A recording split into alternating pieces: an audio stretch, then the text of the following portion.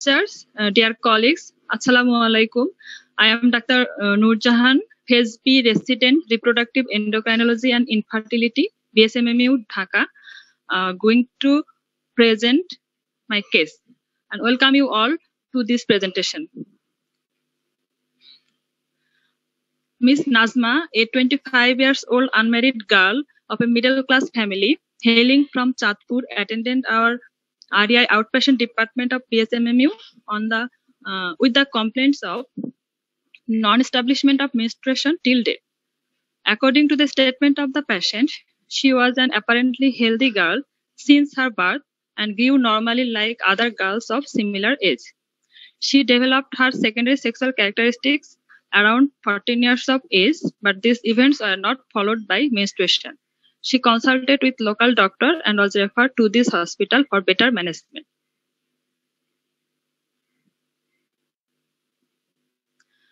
She had history of deepening of voice, but she gave no history of cyclical lower abdominal pain, distension, or urinary retention. She had no history of cold intolerance, constipation, galactorrhea, significant weight loss, visual disturbance, trauma, or tuberculosis or headache. And there is no positive family history or no such problems with her sister and aunt. And she gave no history of chemotherapy or radiotherapy or any surgical intervention, especially in the pelvic region. And her bladder and bowel habit is normal. With due consent and maintaining adequate privacy, I examined her on 20th October 2020 and found her anxious but cooperative with average body build and height. Her BMI was 21.2 kg per meter square and having feminine body curvature. Her axillary and pubic hair is normal and both breasts are well developed. Thyroid gland is not enlarged, accessory lymph nodes are not palpable, and cardiorespiratory and other systemic examination revealed no abnormality. On parabdominal examination, abdomen is soft, non-tender, umbilicus is centrally placed and inverted. There is no organomegaly. And on vaginal examination, vulva is well developed, pubic hair is normal, clitoris is enlarged about 3 cm in length and 1.5 cm in width. Vagina is short, blind, and admits tip of the index finger. And there is a small swelling measuring about 2 into 2 cm on upper part of the left labia majora, which is firm, non-tender, and mobile. And on rectal examination, no Mullerian structure could be felt. So from history and clinical examination, my provisional diagnosis, she is a case of primary amenorrhea due to partial androgen insensitivity syndrome.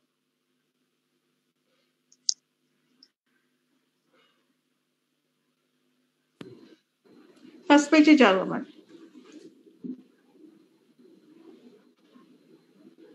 Abar reading koro. Nazma, a 25 years old unmarried girl of a middle class family hailing from Chatpur, attended our REI outpatient department of BSMMU with the complaints of non-establishment of menstruation till date. And according to the statement of the patient, she was an apparently healthy girl since her birth and grew normally like other girls of similar age. And she developed her secondary sexual characteristics around 14 years of age, but these events are not followed by menstruation. She consulted with local doctor and was referred to this hospital for better management. আচ্ছা, এই page থেকে তোমাদের কি কিছু বলার আছে? কারো? শাহিন আপা ফ্যাকাল্টি আছেন?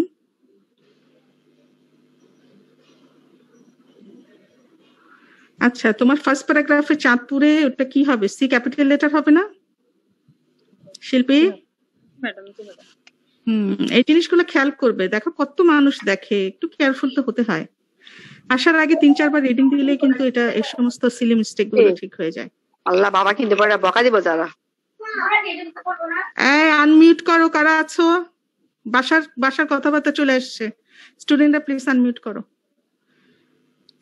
মিউট করো। হ্যাঁ, আচ্ছা, তারপরে তুমি দেখো, তুমি বললে যে secondary sex character 14 years of এজে তা ডেভেলপ করেছে, কিন্তু মেনস্ট্রুয়েশন হয়নি। আর এখন সে তোমার কাছে প্রেজেন্ট করেছে কত, 25 বছর বয়সে। জি ম্যাডাম। এই যে 14 থেকে 25 বছর বয়স, ও কি শুধুমাত্র একবারই ডাক্তার দেখিয়েছিল? আর ম্যাডাম এতদিন পরে সে বিএসএমএমইউ তে রেফার্ড হলো, এখানে একটা গ্যাপ আছে, ওটা তোমাকে ফিল আপ করতে হবে। ও ট্রিটমেন্ট হিস্ট্রিটা আরো ডিটেইলস নিয়ে আসতে হবে। ম্যাডাম ঠিক ও আছে? বলছে যে মানে লোকাল ডক্টরের কাছেও সে গেছে 20 ইয়ার্স এজে, তার আগে সে যায়নি। সে ভাবছে যে মানে সে দেখতেছিল যে হয় কিনা। পরে আর তার ম্যাডাম ভাই বোন অনেকগুলো, তো 7 জন ভাই বোন, সো অতটা খেয়াল করেনি বাবা মাও। এরপরে যখন 20 বছর বয়সে ডাক্তার লোকাল ডক্টরের কাছে কনসাল্ট করছে, তখন ওনারা বলছেন যে এখানে হবে না, আপনারা বিএসএমইউ তে যান।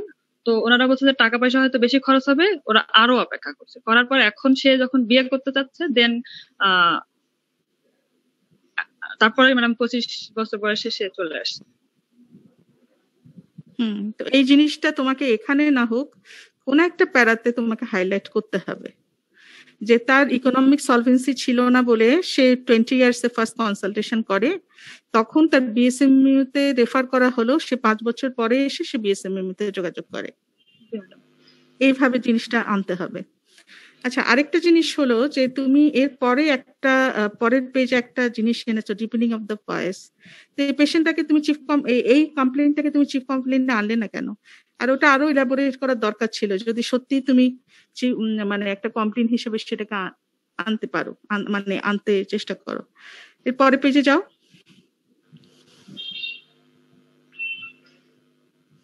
Next page. হ্যাঁ, এটা হচ্ছে ও মানে বলে যে তার শাকিলা আপা, আমি ডাক্তার জোনাকি বলছি। আপনার কাছে আমার একটা কোশ্চেন কি, মানে হিস্ট্রিতে যেমন কনজেনিটাল অ্যাড্রেনাল হাইপারপ্লাসিয়া যে না, তো এই জিনিসগুলোকে মানে হিস্ট্রিতেও তো এক্সক্লুড করে করে করে করে যেতে হবে। হ্যাঁ, ওইটা সম্পর্কে যদি আপনি কিছু বলতেন যে কিভাবে হাইলাইট করলে বা এই কনজেনিটাল অ্যাড্রেনাল হাইপারপ্লাসিয়া থেকে কিভাবে ডিফারেন্সিয়েট করা যায়। কনজেনিটাল অ্যাড্রিনাল হাইপারপ্লেসিয়া যেটা ক্লাসিক্যাল, সেটা নিউনেটস এর মধ্যে প্রেজেন্ট করে, ঠিক আছে? আর যেটা লেট অনসেট যেটা আছে, ওটা হার্সুট নিয়ে প্রেজেন্ট করে। তো ওর তো হচ্ছে প্রাইমারি অ্যামোনিউরিয়াটাই কত বছর বয়সে হয় সেটা? কত বছর বয়সে হয় কোনটা? ওই যে যেটা লেট অনসেট? লেট অনসেটটা এটা 3টা ভ্যারাইটি থাকে। একটা হচ্ছে ক্লাসিক্যাল অথবা নিউনেটাস যেটা হয় একদম অ্যাম্বিগুয়াস জেনিটালিয়া নিউনেস, সাথে সল্ট লিজিং ভ্যারাইটি থাকে, ইলেকট্রোলাইট ইমব্যালেন্স নিয়ে প্রেজেন্ট করে। অ্যাম্বিগুয়াস জেনিটালিয়া প্লাস হচ্ছে ইলেকট্রোলাইট ইমব্যালেন্স। আরেকটা ইন্টারমিডিয়েট আর্লি চাইল্ডহুড অনসেট আছে, ওটাতে এর ভ্যারিয়েবল প্রেজেন্টেশন। আমি মেইন 3টা বলছি। আরেকটা হচ্ছে আর্লি চাইল্ডহুডে সে হয়তো কি বলবো যে ক্লাইটোমেগালি নিয়ে প্রেজেন্ট করলো, হ্যাঁ, অথবা প্রিমেচিউর অ্যাড্রিনার্কি নিয়ে প্রেজেন্ট করলো সেটা। আরেকটা লেট অনসেট যেটা আছে, ওটা একদম পিসিওএস এর সাথে খুব বেশি ডিফারেন্স করা যায় না, এক্সট্রিমলি হার্সুট জাস্ট লাইক পিসিওএস। যে অ্যামেনোরিয়া থাকতে পারে, অথবা অলিগোমেনোরিয়া থাকতে পারে, অথবা হার্সুট থাকতে পারে। ক্লাইটোমেগালিটা সাধারণত ইন্টারমিডিয়েট ভ্যারাইটি যেটা, ওটাতে বেশি আসে, কিন্তু লেট অনসেটে অকেশনালি আসে, সবার ক্ষেত্রে আসে যে তা না। তো এই পেশেন্ট আমার ওর যে প্রাইমারি প্রেজেন্টেশনটা ওর হচ্ছে মানে প্রথমটা হচ্ছে প্রাইমারি অ্যামোনোরিয়া, সেই জন্য সেটাকে সে হাইলাইট করছে।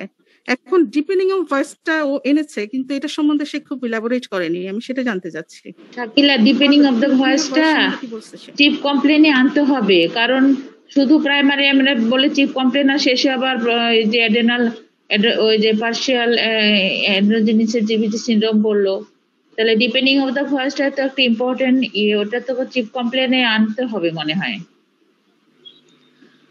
ম্যাডাম এখানে হচ্ছে যে ওকে যখন বলা হয় যে ডিপেন্ডিং অফ দ্য ভয়েসের কথা, সে হচ্ছে বলতে পারে না।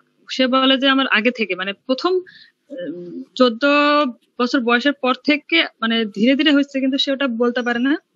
ওর একটু হচ্ছে যে মানে মেল ভয়েসের মতো ম্যাডাম, কাছাকাছি। শোনো, তুমি তো বুঝতে পারছো ওর ভয়েসটা কি অ্যাবনর্মাল? জি ম্যাডাম, প্রায় মেল ভয়েস। যদি এটা শোনো একটু লিড, যদি এটা ইম্পর্টেন্ট ফাইন্ডিংস হয়, লিড দিয়েও যদি বার করতে পারো তাহলেও আনতে হবে।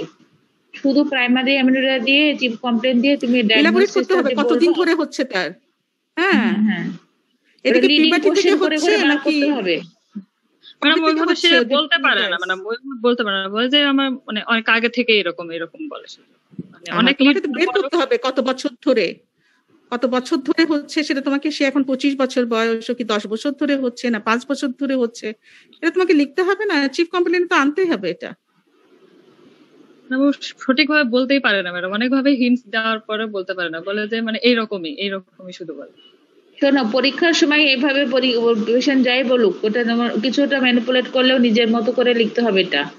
এটা শুধু একটা কমপ্লেন দিয়ে তুমি ডায়াগনোসিস দিতে পারবে না। ছেড়ে দাও, অসুবিধা কি? অনেক সময় লিডিং কোশ্চেন করে বার করতে হবে, বুঝছো? বলতে না পারলেও তুমি তো দেখতেছো যে ডিপেন্ডিং হয়েছে। ঠিক আছে, কন্টিনিউ করো। এবং একটা ইম্পর্টেন্ট ফিচার, তাই না? অবশ্যই ভিরিলাইজেশন হচ্ছে, সেটার জন্য তো এইটাই একটা ফিচার, তো তোমাকে এটা এলাবোরেট করতে হবে। এই ক্লাইটোরোমেগালিও আনতে হবে মনে হয় না? ওটা ক্লাইটোরোমেগালির ব্যাপারটাও তো কমপ্লেইন করে নাই না ম্যাডাম, এক্সামিনেশনের সময় পেয়েছে এটা, ও নিজে থেকে কমপ্লেইন করেনি ক্লাইটোরোমেগালি? না ম্যাডাম, শুধু প্রাইমারি অ্যামিনোরিয়ার কথাই বলে, ওটা যখন দেখতে গিয়ে তখন হচ্ছে ক্লাইটোরোমেগালি। আর সোয়েলিংটা যে পাইছো সেটাও বুঝেনি? সোয়েলিং বুঝছে ম্যাডাম, কিন্তু সে নিজে মানে কমপ্লেইন করেনি। তুমি ওকে জিজ্ঞাসা করেছো যে ল্যাবিয়াতে যে একটা সোয়েলিং ছিল ওটা পাইছে কিনা, ও নিজে বুঝতো কিনা?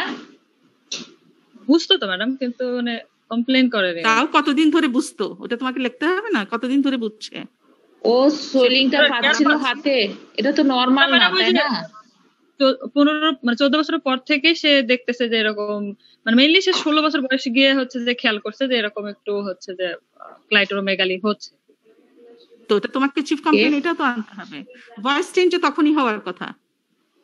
এই সমস্ত রোগীদের যেটা হয় যে পিউবার্টিতে হঠাৎ করে ভিজুয়ালাইজেশনটা শুরু হয়, কাজেই তোমাকে যেটা হবে যে তার depending of voice since puberty হবে, তার ক্লাইটোরোমেগালি বা এনলার্জমেন্ট অফ ফ্যালাস হোয়াটএভার ইউ সে, এটা তোমার মানে ইয়ে হবে, মানে ক্লাইটোরোমেগালি বলো আপাতত, পরে দেখা যাবে, তোমার তো এখনো ডায়াগনোসিস হয় নাই।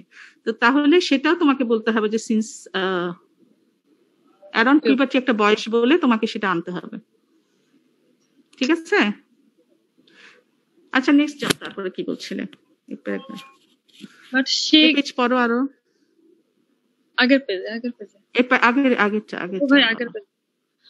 But she gave no history of cyclical lower abdominal pain, distension or urinary retention. She had no history of cold intolerance, constipation, galactorrhea, significant weight loss, visual disturbance, trauma or tuberculosis, or headache. And there is no positive family history or no such problems with her sister and aunt. She gave no history of chemotherapy or radiotherapy or any surgical intervention, especially in pelvic region.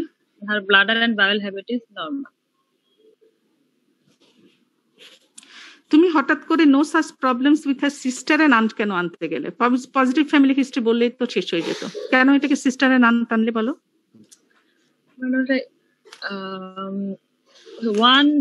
Affected individual থাকে, তার 1 in 3 phenotypic সিস্টারের এরকম। তোমার তো এখনো diagnosis যে এটা androgen ইনসেনসিটিভিটি, তুমি তো এটা জানো না। অ্যান্ড্রোজেন ইনসেনসিটিভিটি এক্সিলেন্ট, সেটা ঠিক আছে, কিন্তু হিস্ট্রি থেকে তুমি জানতো, ইনভেস্টিগেশনের আগে তুমি বুঝতেই পারো নাই যে এটা XY ডায়াগনোসিস না হওয়ার আগে, ক্যারিওটাইপিং এর আগে তুমি তো বুঝতে পারার কথা না যে এটা অ্যান্ড্রোজেন ইনসেনসিটিভিটি। তো তাহলে তুমি এখানে এটা আনারই কোনো দরকার নেই, তুমি শুধু বলো যে there is no positive family history. ঠিক আছে, নেক্সট পেজ যাও। With due consent and maintaining adequate privacy, I examined her on 20th October 2020 and found her anxious but cooperative with average body build and height. Her height was 156 centimeter and BMI was 21.2 kg per meter square, with having feminine body curvature. Her axillary and pubic hair is normal and both breasts are well developed. And the thyroid gland is not enlarged, axillary lymph nodes are not palpable. Cardiorespiratory and other systemic examination revealed no abnormality. আচ্ছা, ওর কি কোনো hirsutism ছিল? না madam, কোনো hirsutism ছিল না। তুমি জিজ্ঞেস করেছিলে হার্সুটিজম ছিল কিনা? একটা পেরিলাইজড পেশেন্ট ক্লাইটোরিমেগালি আছে, হার্সুটিজম নাই। হার্সুটিজম কিন্তু তুমি যে সবসময় এক্সামিনেশনে পাবে তা কিন্তু না।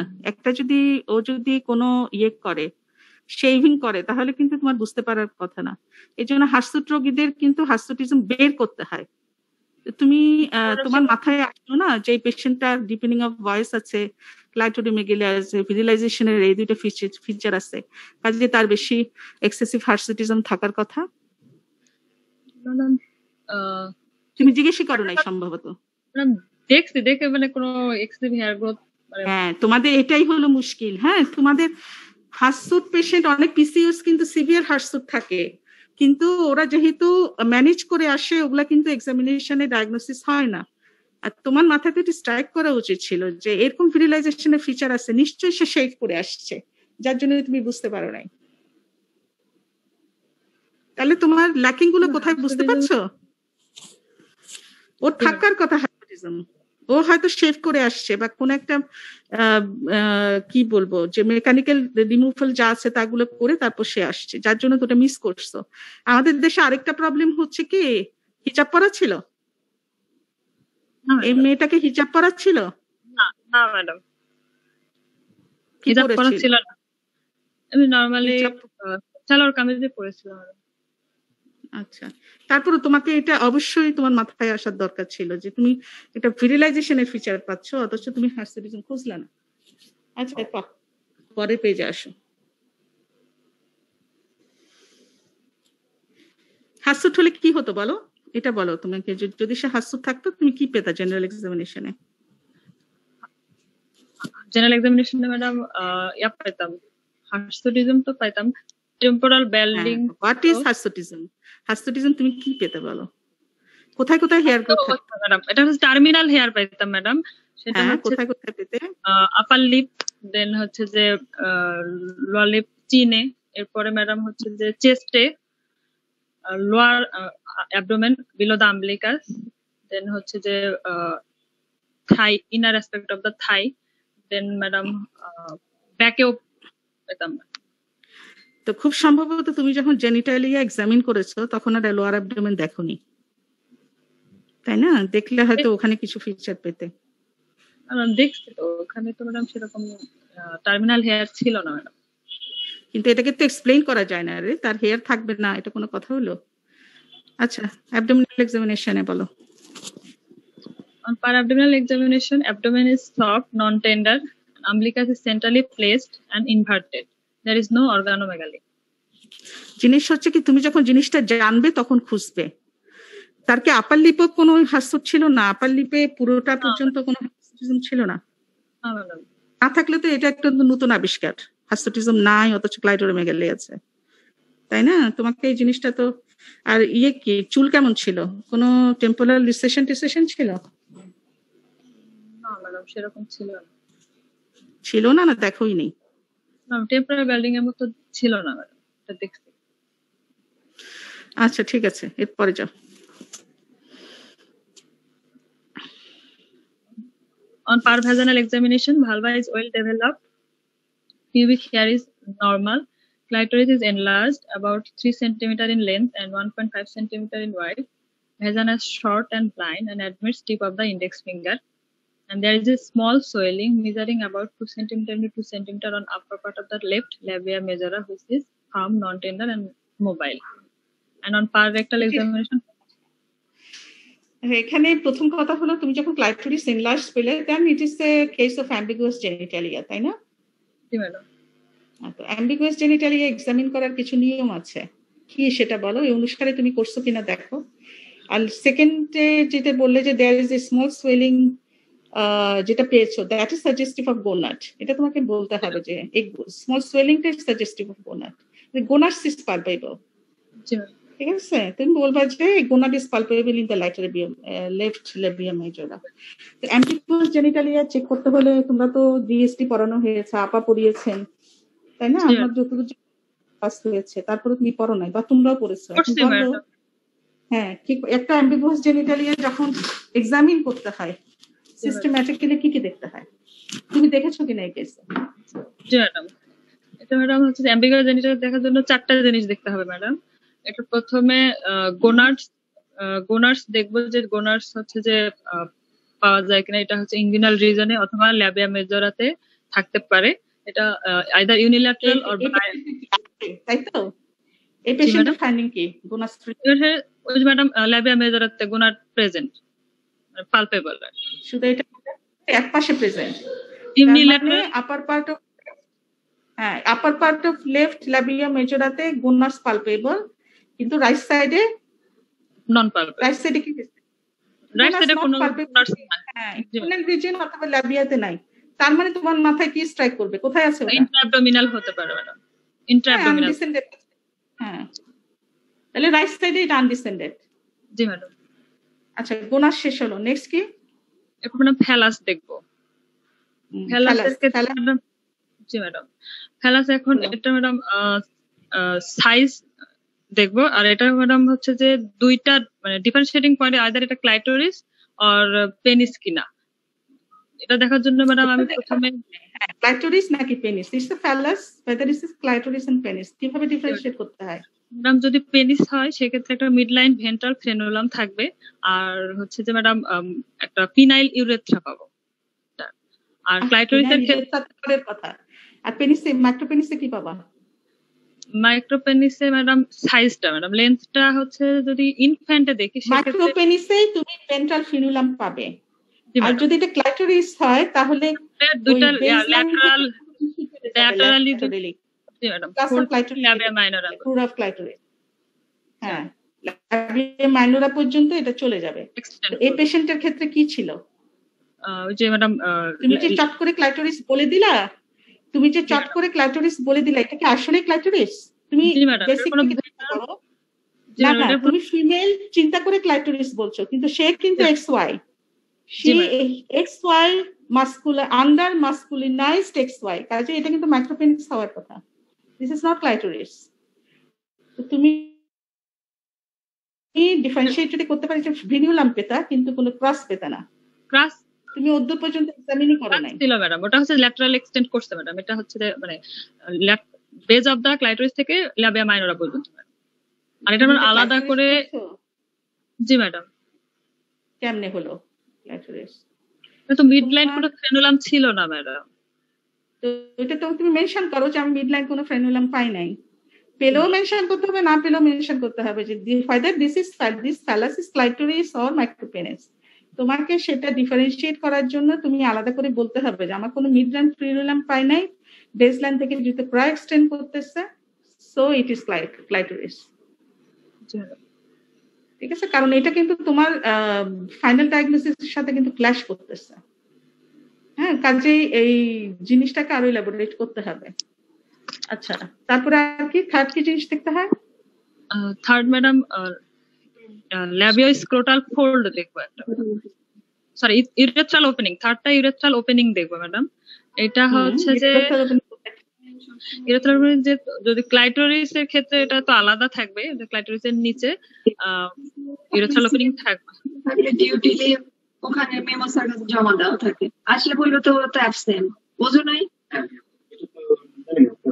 ও মা জানবা না কেন? আর ম্যাডাম ইউরেথ্রাল ওপেনিংটা এখানে হচ্ছে বিলো দা ক্লাইটোরিসের বেস থেকে একটু নিচে ছিল ম্যাডাম, মাপা হয়নি, তবে 1 সেন্টিমিটার একটু কম থাকতে পারে। পেয়েছিলে, দেখেছিলে, এই তো? জি ম্যাডাম। আর ম্যাডাম হচ্ছে যে হাইপোস্পেডিয়াস। জি ম্যাডাম। আচ্ছা, ফোর্থ ম্যাডাম ল্যাবিওস্ক্রোটাল ফোল্ডটা দেখবো। এটা whether it is fused or there is failure of fusion. In case তো এখানে তো ফিউজ ছিল না, কাজে তুমি না ম্যাডাম ভ্যাজাইনা পেয়েছো, তাই তো? ইন্ট্রাইটাস পেয়েছো। জি ম্যাডাম। তো ইন্ট্রাইটাস এর মধ্যে ভ্যাজাইনা ওয়াজ ব্লাইন্ড, তাই তো? Admits tip of index finger, vagina short, blind, admits tip of index finger. এখানেও কিন্তু তোমার ঝামেলা আছে। যখন তুমি ভ্যাজাইনা শর্ট এন্ড ব্লাইন্ড বলছো, তোমাকে অ্যাডমিস কত সেন্টিমিটার অফ ইন্ডেক্স ফিঙ্গার সেটা বলতে হবে, জাস্ট টিপ নিশ্চয় না। 2 সেন্টিমিটারের মতো হবে। হ্যাঁ, কতখানি গেছিল? 2 সেন্টিমিটার ম্যাডাম। অ্যাডমিস করছে, তাহলে তো শুধু টিপ না, তাই না? তাহলে এখানেও তোমার কিছু মিসিং রয়ে গেছে। আচ্ছা, পারেক্টাল এক্সামিনেশনে কোনো মুলিনেরিয়ান স্ট্রাকচার পাও নাই। এরপরে যাও।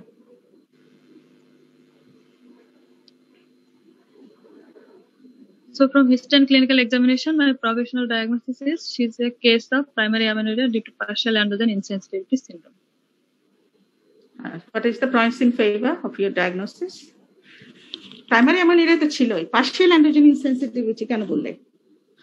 ম্যাডাম পার্শিয়াল বলতেছে কমপ্লিট অ্যান্ড্রোজেন ইনসেনসিটিভিটি সিনড্রোমে ম্যাডাম কোনো ভিরিলাইজেশনের ফিচার থাকে না ম্যাডাম। আর হচ্ছে যে এখানে যেহেতু ক্লাইটেরোমেগালি আছে প্লাস হচ্ছে ডিপেন্ডিং অন দ্য ভয়েস, এই জন্য madam partial androgen. In the first place তুমি আমাকে বলো why it is androgen insensitivity syndrome, তারপরে বলো কেন পার্শিয়াল। ম্যাডাম এটা হচ্ছে যে এট ফার্স্ট এটার গোনাডস পালপেবল ম্যাডাম সিনড্রোম কেন? কারণ সে প্রেজেন্ট করছে with primary amenorrhoea, blind vagina, palpable gonads. জি madam.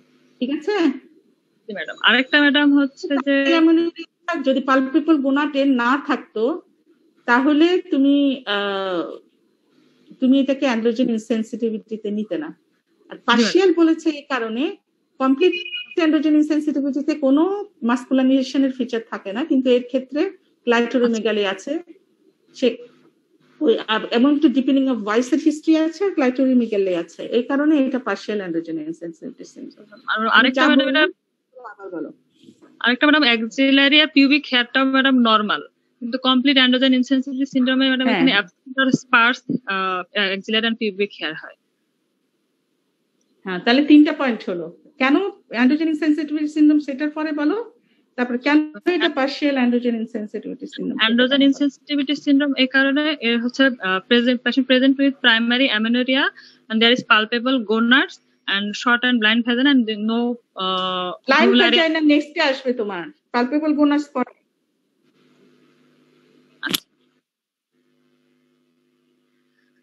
and then mullerian structure could not be felt.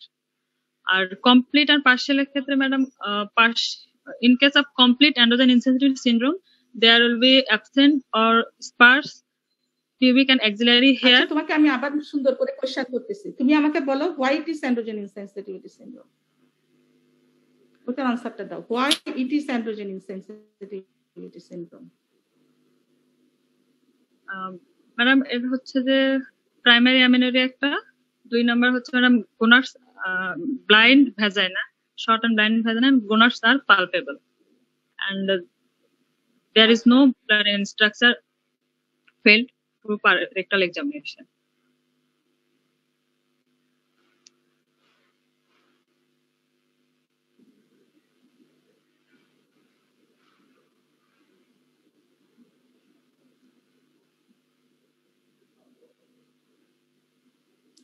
আচ্ছা, আমার এখানে ইন্টারনেট কানেকশনে খুব সমস্যা করছে, সম্ভবত বলে ফেলেছো, বুঝতে পারছি না।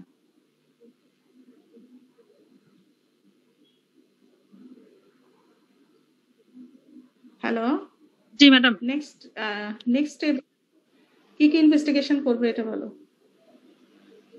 আল্ট্রাসোনোগ্রাম পার্শিয়াল আর কমপ্লিটটা আবার একটু বলুন।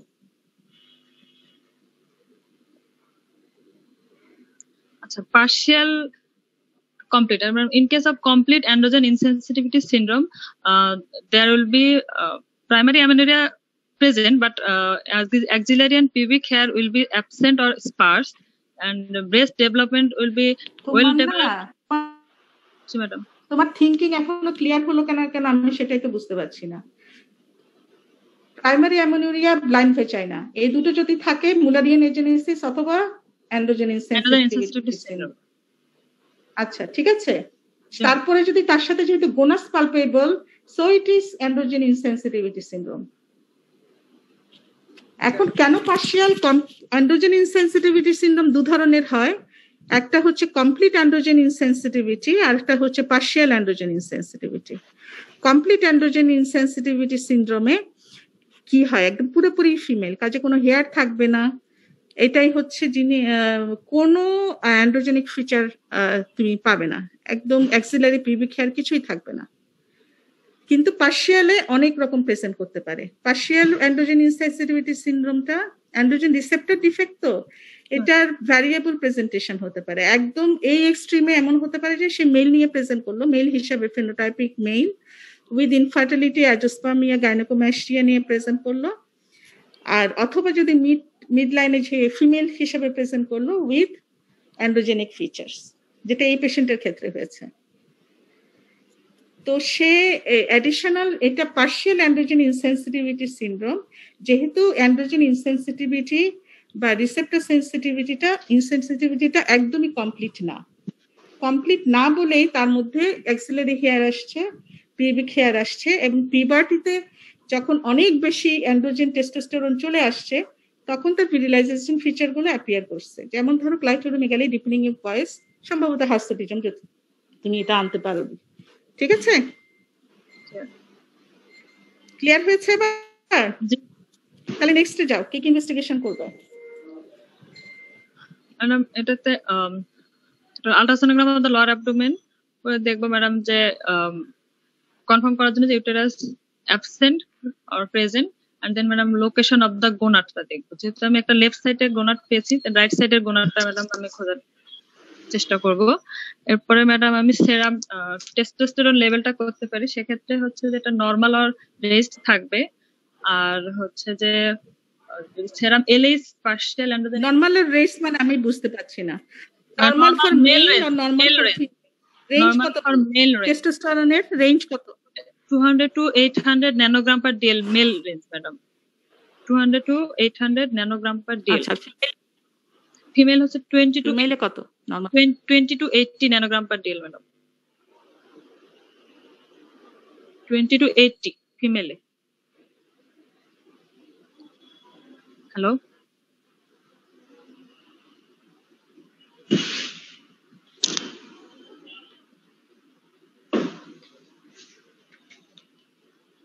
হ্যালো ম্যাডাম,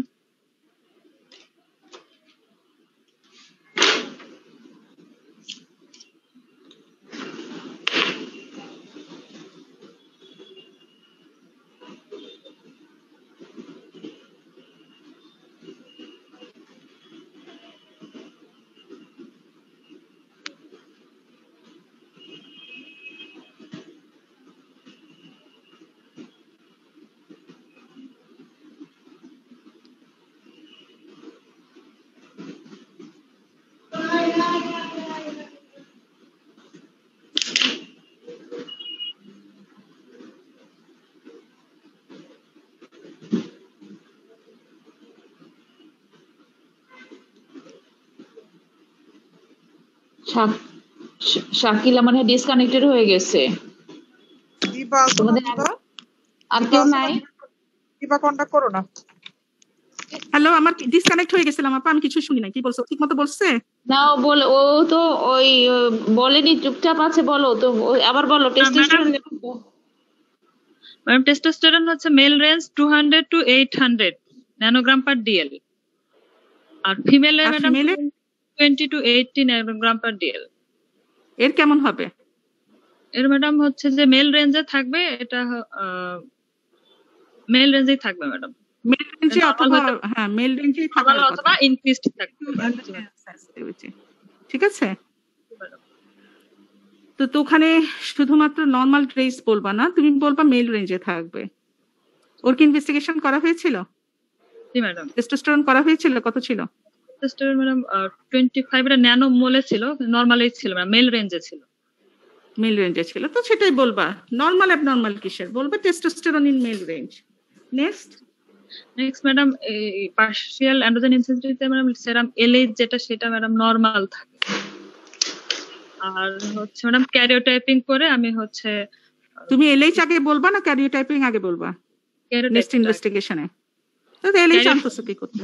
শুধু কনফিউশন করার কোনো দরকার আছে? টেস্টোস্টেরন বেশি পেয়েছো কনফার্ম করার জন্য তুমি ক্যারিওটাইপিং করবা। কি পেয়েছো ক্যারিওটাইপিং? XY madam.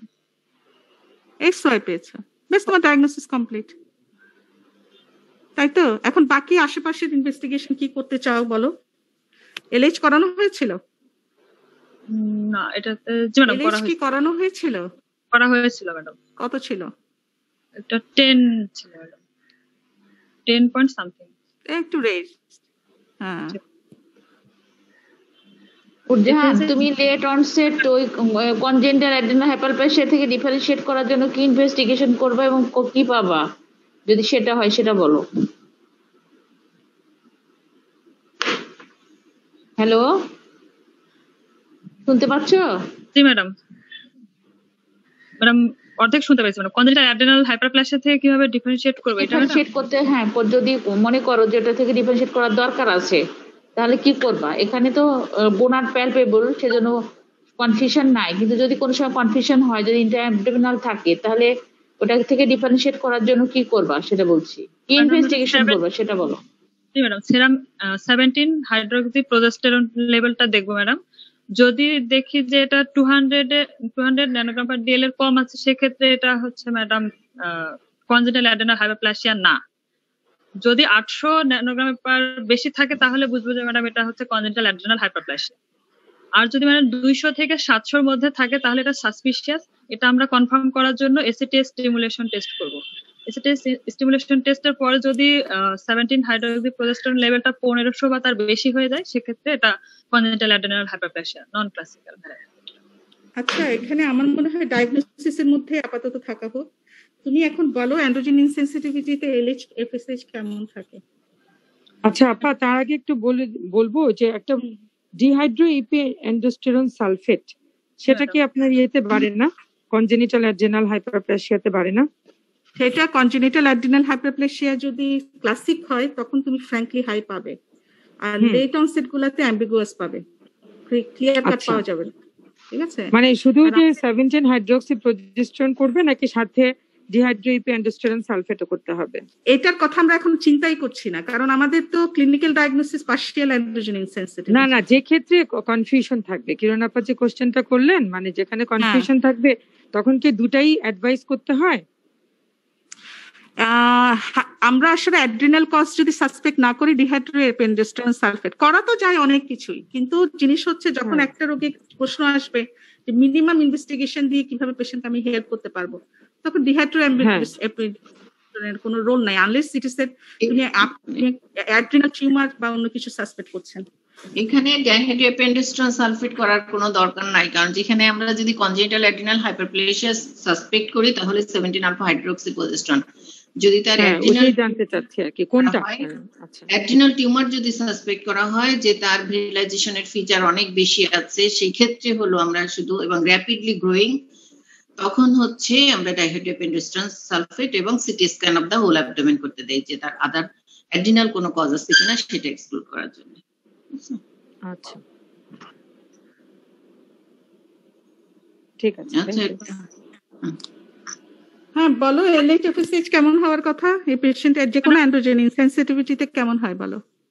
Madam complete androgen insensitive সিনড্রোমে হচ্ছে যে এলএইচটা ম্যাডাম রেজড থাকে, কারণ এখানে কমপ্লিট ইনসেনসিটিভিটি টু অ্যান্ড্রোজেন রিসেপ্টর থাকে। কমপ্লিট এরও তো রেজড, 10 রেজড না, 10 কি নরমাল না? কেন রেজ থাকে সেটা বলো, কেন রেজড হয়? রেজিস্ট্যান্স মানে নেগেটিভ ফিডব্যাকটা দিতে পারে না ম্যাডাম হাইপোথ্যালামো পিটুইটারি লেভেলে, এই কারণে এলএইচটা কেন দিবে না? কারণ ম্যাডাম যে রিসেপ্টর ইনসেনসিটিভিটি, হ্যাঁ রিসেপ্টর যেহেতু ইনসেনসিটিভ থাকে কাজে দিবে না। ঠিক আছে, তো ইনভেস্টিগেশন তো ডায়াগনোসিস কমপ্লিট হয়ে গেল। আপা আপনি এরপরে কন্টিনিউ করেন, আমি মিট হয়ে গেলাম। আচ্ছা, তোমার অ্যান্ড্রোজেন ইনসেনসিটিভিটি সিনড্রোম আর পার্শিয়াল অ্যান্ড্রোজেন ইনসেনসিটিভিটি সিনড্রোমের মধ্যে তুমি ডিফারেন্সিয়েট করলা কিভাবে ম্যাডাম? সেটা তো বলছো তাই না? জি ম্যাডাম। হ্যাঁ বলছো যে ওইটা হচ্ছে ভিজুয়ালাইজেশনের ফিচার থাকবে না, ওখানে সম্পূর্ণ ফিমেল অ্যাম্বিগাস ফিমেল হবে, আর এখানে পিউবিক হেয়ার এগুলো যে স্পার্স থাকবে আর এখানে বেশি থাকবে, কিন্তু শর্ট ব্লাইন্ড ভাজেনা দুটাতেই, মানে এখানে হচ্ছে অ্যাম্বিগাস, যেমন এখানে ক্লাইটোমেগালি থাকবে, ওটাতে থাকবে না। আর এখানে হচ্ছে তুমি যেটা পার্শিয়াল অ্যান্ড্রোজেন, সেক্ষেত্রে তোমার পালপেবল গোনাডও থাকবে এবং তার সাথে বাইফিড স্ক্রোটাম যেটা, হ্যাঁ সেটা হচ্ছে তোমার একটা যেটা সেটা এখানে থাকবে, কিন্তু যদি কমপ্লিট অ্যান্ড্রোজেন ইনসেনসিটিভিটি হয় তাহলে লেভিওস্ক্রোটাল যে ফোল্ডটা ওটা তখন এর ক্ষেত্রে থাকবে না। এটা দিয়ে তুমি হচ্ছে ডায়াগনোসিস করলা ক্লিনিক্যালি, তারপরে আসলা তুমি ইনভেস্টিগেশন, যেটা তোমার আলোচনা হয়ে গেল, তাই না? যে ইনভেস্টিগেশনের মধ্যে আমরা টেস্টোস্টেরন দেখবো, টেস্টোস্টেরন তো দুইটার ক্ষেত্রেই বেশি থাকবে, এরপরে ক্যারিওটাইপিং এ দুটাতেই XY থাকবে। এটা হচ্ছে তোমার ডায়াগনোসিস। আর FSS এর লিস্ট তো তোমার দুইটার ক্ষেত্রেই বেশি থাকবে। এখন হচ্ছে তোমার এটার সাথে ডিডি, তুমি তো পার্শিয়াল অ্যান্ড্রোজেন ইনসেনসিটিভিটি করলা, এর সাথে তোমার ডিডি অ্যান্ড্রোজেন ইনসেনসিটিভিটি সিনড্রোম কেন হয় এবং এটা কি ধরনের ডিসঅর্ডার? ম্যাডাম অ্যান্ড্রোজেন ইনসেনসিটিভিটি ডিসঅর্ডার এটা x linked recessive disorder madam. এটা হচ্ছে যে অ্যান্ড্রোজেন রিসেপ্টর যে জিন সেটা হচ্ছে যে লং আর্ম অফ এক্স ক্রোমোজোমে থাকে, এই কারণে ম্যাডাম শুধু হচ্ছে যে মেল ফিমেল ক্যারিয়ার হয় আর 46XY সেক্ষেত্রে ম্যাডাম এটা এক্সপ্রেস করে। আর এটার cause madam inactivating mutation of the androgen receptor gene হয়, লাইক মেজর জিন ডিলিশন অথবা premature stop codon or missense mutation অথবা স্প্লাইসিং অ্যাবনরমালিটিস, এগুলো হলে ম্যাডাম যে অ্যামাইনো অ্যাসিড সাবস্টিটিউশন হয়, ফলে হচ্ছে যে রিসেপ্টর ইনসেনসিটিভিটি হয় টু অ্যান্ড্রোজেন। মেইন হচ্ছে তোমার এটাতে এত, এখানে তো FCPS গাইনি জেনারেল গাইনি স্টুডেন্টও আছে, তুমি বলবো এটা হচ্ছে একটা এক্স লিঙ্কড রিসেসিভ ডিসঅর্ডার। এখানে অ্যান্ড্রোজেন রিসেপ্টর মিউটেশন হয়, যেটা অ্যান্ড্রোজেন রিসেপ্টর মিউটেশন হওয়ার কারণে তার এই ডিসঅর্ডার গুলা ডেভেলপ করে। সেই এটা অ্যান্ড্রোজেন রিসেপ্টর মিউটেশনে অ্যান্ড্রোজেন রিসেপ্টর থাকে হচ্ছে এক্স ক্রোমোজোমের লং আর্ম 11 এ। হ্যাঁ, সেই এক্স ক্রোমোজোম লং আর্ম 11 এর যখন এটা মিউটেশন হয়, মিউটেশন হইলে সে যদি ক্যারিয়ার থাকে তাহলে এফেক্টেড ইন্ডিভিজুয়ালটা তার এফেক্টেড হতে পারে, যদি সে থাকে মিউটেশন। এটা হচ্ছে তোমার অ্যান্ড্রোজেন রিসেপ্টর অ্যাবনরমালিটিস এবং পোস্ট রিসেপ্টর অ্যাবনরমালিটিস এর জন্য হইতে পারে। আর এটার কয়টা ভ্যারাইটিস আছে এই অ্যান্ড্রোজেন রিসেপ্টরের ভ্যারাইটিস, যে সবাই যে একদম ফুল ব্লোন মিউটেশন হয়ে অ্যান্ড্রোজেন ইনসেনসিটিভিটি নিয়ে আসবে তা তো না, তাই না? এটা তো এই যে যেমন কমপ্লিট পাইলাম, ইনকমপ্লিট পাইলাম, তারপরে এরপরে আর কি কি প্রেজেন্টেশন নিয়ে আসতে পারে এই অ্যান্ড্রোজেন রিসেপ্টর মিউটেশনের প্রেজেন্টেশন কি কি হতে পারে? চার ভাবে ম্যাডাম করতে পারে, একটা complete androgen insensitive syndrome, incomplete androgen insensitive syndrome, মানে আর আরেকটা হচ্ছে ম্যাডাম রেইফেনস্টাইন সিনড্রোম, আরেকটা হচ্ছে যে ইনফার্টাইল মেল। এই চারটা প্রেজেন্টেশনে ম্যাডাম আসতে পারে। আর ম্যাডাম ম্যাডাম ইনকমপ্লিটের সবগুলোতেই অ্যাম্বিগুয়াস জেনিটালিয়া নিয়ে প্রেজেন্ট করে ম্যাডাম। আর রেইফেন সিনড্রোম এন্ড ইনফার্টাইল মেলের ক্ষেত্রে এটা ম্যাডাম শুনতে পাচ্ছি না, তো ডিস্টার্ব, আমি তো কিছুই শুনি না। আচ্ছা ম্যাডাম, এটা হচ্ছে যে আমি বলবো ম্যাডাম,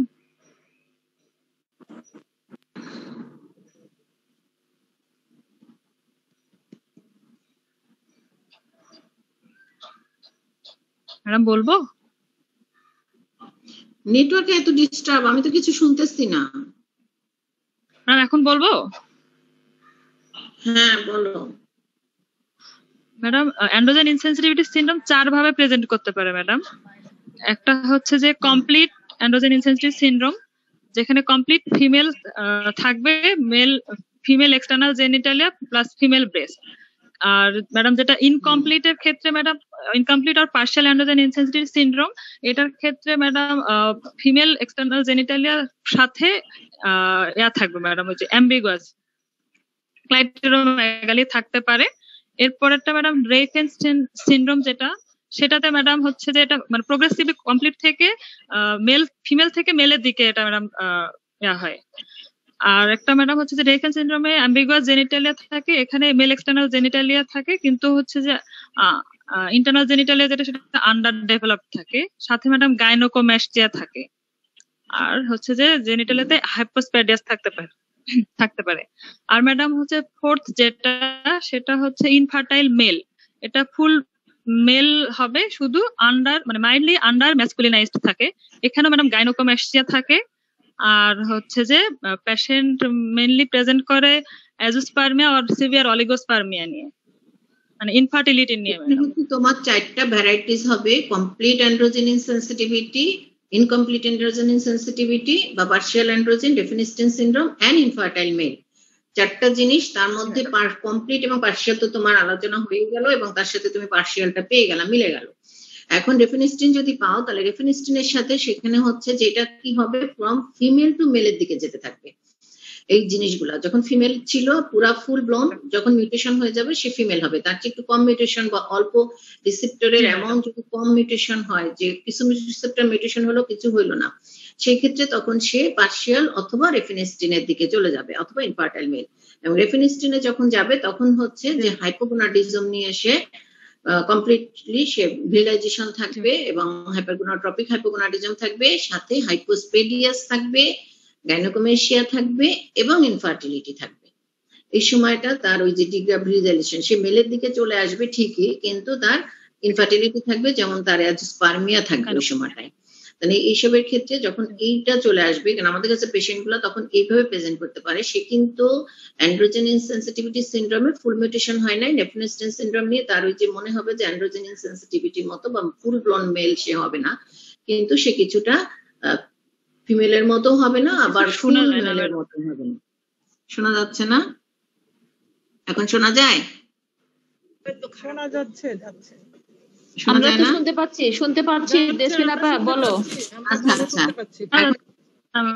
ফুল মেলের দিকে যেতে থাকবে, তখন হচ্ছে তার হাইপোস্পেডিয়াস থাকবে, গাইনোকোমেশিয়া থাকবে এবং ইনফার্টিলিটি থাকবে। আর যখন সে ইনফার্টাইল মেল, তার মানে সে কিন্তু অ্যান্ড্রোজেন ইনসেনসিটিভিটি, তার ক্যারিওটাইপিং এ XY পাবো, আর কোনো ধরনের তার অ্যাবনরমালিটিস দেখা যাবে না, সে শুধু আমাদের কাছে মেল স্পার্মিয়া নিয়ে প্রেজেন্ট করবে। কিন্তু এদেরকে যদি আমার কনফার্ম করতে হয় তাহলে সেই ক্ষেত্রে যেটা প্রবলেম সেটা হচ্ছে আমাদের জেনেটিক অ্যানালাইসিস করা লাগে।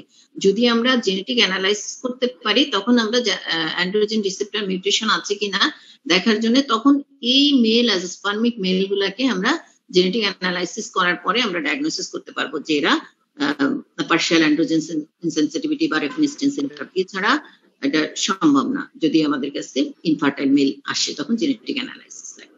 এছাড়া বাকি ক্যারিওটাইপিং এগুলা করে তো কোনো লাভ নাই যে আমার পার্শিয়াল আছে নাকি আমার রেফিনিস্টিন আছে নাকি ইনফার্টাইল মেল। এটা করতে গেলে আমাদের তখন ডায়াগনোসিসে চলে আসতে হবে হলো জেনেটিক অ্যানালাইসিস। এখন এই ক্ষেত্রে একটা জিনিস আর একটা জিনিস ডিডি কনফিউশন আসবে, সেটা হচ্ছে এটা যে আমার অ্যান্ড্রোজেন ইনসেনসিটিভিটি নাকি পার্শিয়াল অ্যান্ড্রোজেন ইনসেনসিটিভিটি নাকি 5 আলফা রিডাক্টেজ ডেফিসিয়েন্সি, সেটা হচ্ছে মোস্ট ইম্পর্টেন্ট। এখানে তোমার একই রকম প্রেজেন্টেশন নিয়ে আসবে। হ্যাঁ, ওখানেও হচ্ছে যেমন ইনফার্টাইল মেল থাকতে পারে, ইনগুইনাল টেস্টিস থাকতে পারে, ফ্যালাসটা এনলার্জমেন্ট থাকতে পারে, ক্লিনিক্যালি তুমি একই জিনিস পাবা 5 আলফা রিডাক্টেজ ডেফিসিয়েন্সিতে। কারণ এখানেও হচ্ছে ডাইহাইড্রোটেস্টোস্টেরন কাজ করবে না, তাই না? যেহেতু 5 আলফা রিডাক্টেজ ডেফিসিয়েন্সি, কারণ রিসেপ্টর লেভেলে যে কাজ করা, ওখানে যেমন মিউটেশন হয়ে যাওয়ার জন্য রিসেপ্টর কাজ করতেছেন না, আর এখানে ডাইহাইড্রোটেস্টোস্টেরন ডেফিসিয়েন্সির জন্যই জেনিটালিয়া ডেভেলপ করতেছে না। তাহলে একই রকম ফিচার নিয়ে যখন আসবে তখন এটা ডিডি এক্সক্লুড করতে হইলে তুমি কিভাবে এটাকে করবা বলো? তোমার পার্শিয়াল অ্যান্ড্রোজেন ইনসেনসিটিভিটি এবং 5 আলফা রিডাক্টেজ ডেফিসিয়েন্সি দুটো তো তোমার ডিডি আসবে, তাই না এটার সাথে? তাহলে তুমি এটাকে এক্সক্লুড করবা কিভাবে ম্যাডাম? এখানে আমি হচ্ছে যে সেরাম টেস্টোস্টেরন আর ডাইহাইড্রোটেস্টোস্টেরন লেভেলটা করে ম্যাডাম টেস্টোস্টেরন ডাইহাইড্রোটেস্টোস্টেরন রেশিওটা করব ম্যাডাম। এখানে রেশিও করলে যদি পার্শিয়াল অ্যান্ড্রোজেন ইনসেনসিটিভ সিনড্রোমে নরমাল থাকবে, কিন্তু 5 আলফা রিডাক্টেজ এনজাইম ডেফিসিয়েন্সিতে ম্যাডাম এটা ইনক্রিজড থাকবে রেশিওটা। আর হচ্ছে যে ডাইহাইড্রোটেস্টোস্টেরন লেভেলটা ম্যাডাম 5 আলফা রিডাক্টেজ এনজাইম ডেফিসিয়েন্সিতে কম থাকবে, আর হচ্ছে যে পার্শিয়াল অ্যান্ড্রোজেন ইনসেনসিটিভিটিতে ম্যাডাম এটা নরমাল থাকবে। মোট কথা সবসময় করবা যে তোমার পার্শিয়াল অ্যান্ড্রোজেন ইনসেনসিটিভিটি সিনড্রোমের সাথে ডাইহাইড্রোটেস্টোস্টেরনের কোনো সম্পর্ক নাই, কারণ ওখানে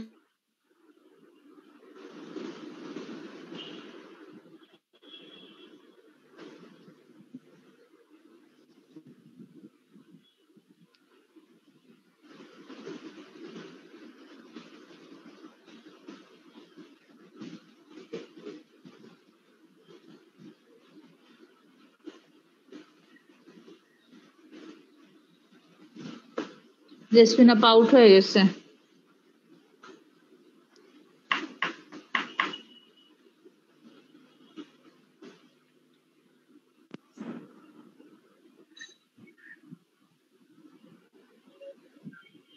আমাদের এখানে ইন্টারনেট খুব সমস্যা করছে, আমারটা কি শোনা যাচ্ছে?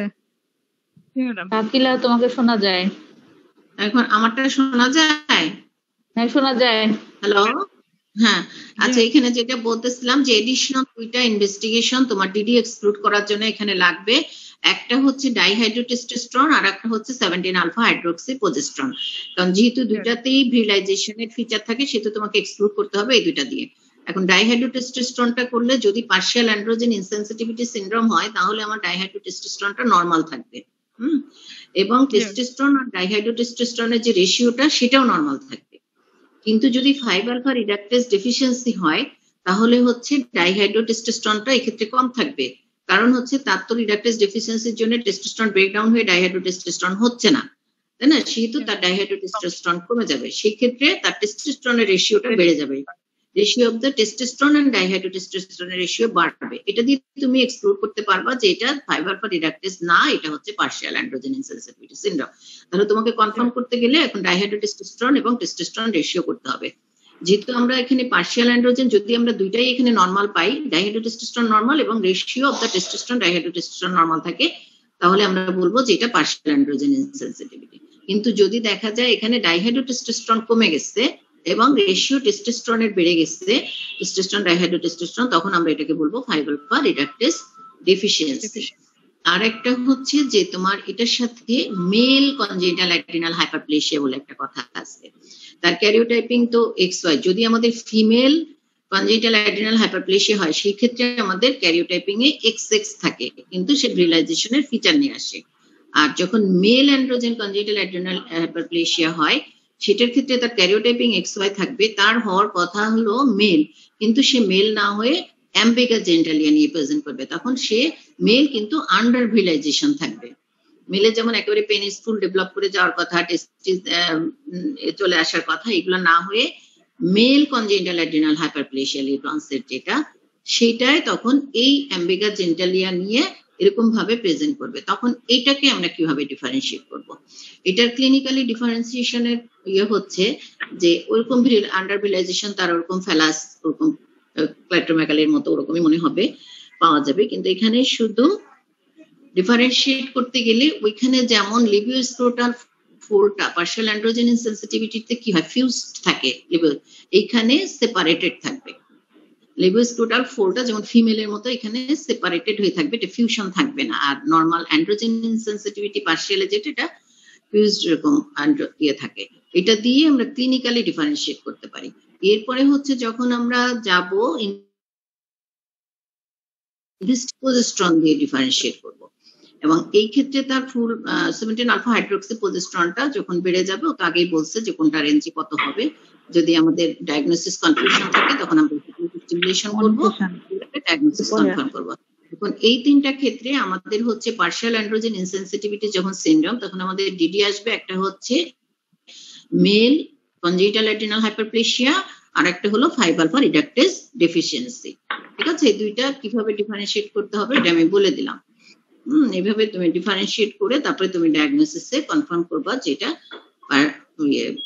পার্শিয়াল নাকি androgen mail congenital adrenal hyperplasia, নাকি এটা মেল কনজেনিটাল অ্যাড্রিনাল হাইপারপ্লেসিয়াতে ইউজুয়ালি কেন হয় বলতো? ফিমেলে তো জানো 21 হাইড্রোক্সিলেজ ডেফিসিয়েন্সি ইউজুয়ালি মোস্ট কমন, তাই না? আর মেলের ক্ষেত্রে কোনটা বেশি হয়? মেলের জন্য 3 beta madam 3 beta hydroxysteroid dehydrogenase deficiency যেটা। হ্যালো ম্যাডাম, হ্যাঁ, যদি 3 বিটা ডিহাইড্রোজেনেস 3 বিটাটা ডেফিসিয়েন্সি হয় তখন হচ্ছে তোমার মেল কনজেনিটাল অ্যাড্রিনাল হাইপারপ্লেসিয়া হবে। কিন্তু যদি 21 এ ইউজুয়ালি নরমালি যেটা হয় সেজন্য ফিমেলদের মধ্যে এটা বেশি থাকে, মেলে এটা খুবই রেয়ার আর কি। তো যখন 3 বিটা হাইড্রোক্সি ডেফিসিয়েন্সি হয় তখন এটা দেখা যায়। দেখুন এই দুইটার ক্ষেত্রে দেখা যাবে যে আমরা ডিফারেন্সিয়েট করতে গেলে হাইড্রোক্সি 17 আলফা হাইড্রোক্সি প্রজেস্টেরন দিয়ে করতে হচ্ছে। নেক্সট হচ্ছে তুমি ডায়াগনোসিসও হয়ে গেল, এরপরে তুমি ডায়াগনোসিসের মধ্যে যেটা আরেকটা যে বলা হয় না যে আমরা যদি কনফার্মেশন করতে চাই যেটা অ্যান্ড্রোজেন ইনসেনসিটিভিটি সিনড্রোম কিনা, সেটা হলো বললাম যে ইউজুয়াল তো আমরা ক্যারিওটাইপিং করলাম, টেস্টোস্টেরন লেভেল দেখলাম, ক্লিনিক্যালি দেখলাম, কিন্তু যদি আমার একটা কনফার্মেশন যে আদার যে কজগুলো চলে আসতেছে সেটা যদি আমরা এক্সক্লুড করতে চাই তাহলে হচ্ছে আমাদের মিউটেশন অ্যানালাইসিস করতে হবে। মিউটেশন অ্যানালাইসিস যেটা বললাম যে রিসিপ্টর মিউটেশন আছে কিনা সেটা হচ্ছে জেনেটিক অ্যানালাইসিস করে দেখতে হবে। এটা এখন আমাদের দেশে এখনো এভাবে হয় নাই, এটা বাইরে হয়।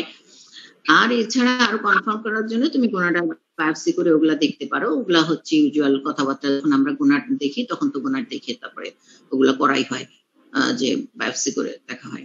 এরপরে হচ্ছে তুমি ম্যানেজমেন্ট। হ্যাঁ, ম্যানেজমেন্টে কি করবা? Madam, at first, counseling the patient.